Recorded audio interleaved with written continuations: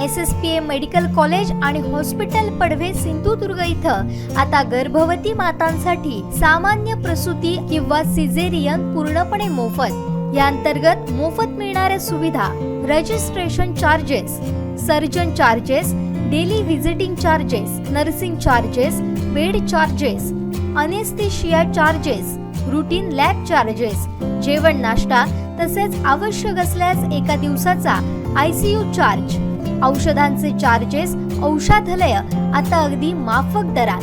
संपर्क दुर्वा गंगावणे 9370 05 60 76 आणि अरविंद कुडतरकर 9325 23 25 62। Phone number 023 67 23 40 00।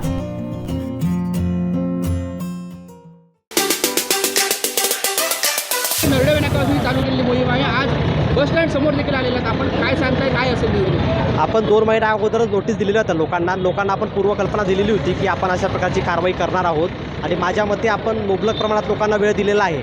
तरी पण लोकांना आपण सांगितल्याप्रमाणे लोकांनी माझ्या मते 50% लोकांनी आपोआपच शासनाला सहकार्य केलेलं आहे त्यांचे दुकाने काढून, आणि जे उरलेले लोक होते त्यांचे आपण काढून घेत आहोत आणि लोकांना आपण मुबलक प्रमाणात वेळ दिल्यामुळे ही कारवाई करण्याला आपल्याला आता काही प्रॉब्लेम मला दिसत नाही आहे।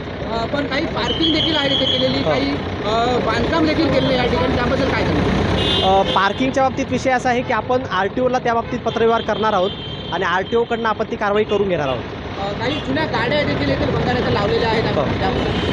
जर आपल्याला मालकाची ओळख जर लवकरात लवकर पटली नाही तर मग आपण ते स्क्रॅप समजून आपण त्यालाही काढण्याची कारवाई करून घेणार आहोत। निश्चितच, पण ही कारवाई झाल्यानंतर काही स्टॉलधारक आहेत ते जनतेमध्ये नारायणाची भेटीला गेले होते, त्यांच्याकडे वेळ मागितला होता, पर्यायी व्यवस्था नसेल, त्याबद्दल काय सांगू? नाही, माझ्या मते तरी आपण म्हणजे भरपूर वेळ लोकांना आपण स्टॉलधारकांना दिलेला आहे आणि आपण त्यांना इंटिमेटही केलेलं आहे जेणेकरून त्यांचं कोणत्याही प्रकारचं नुकसान होऊ नये म्हणून।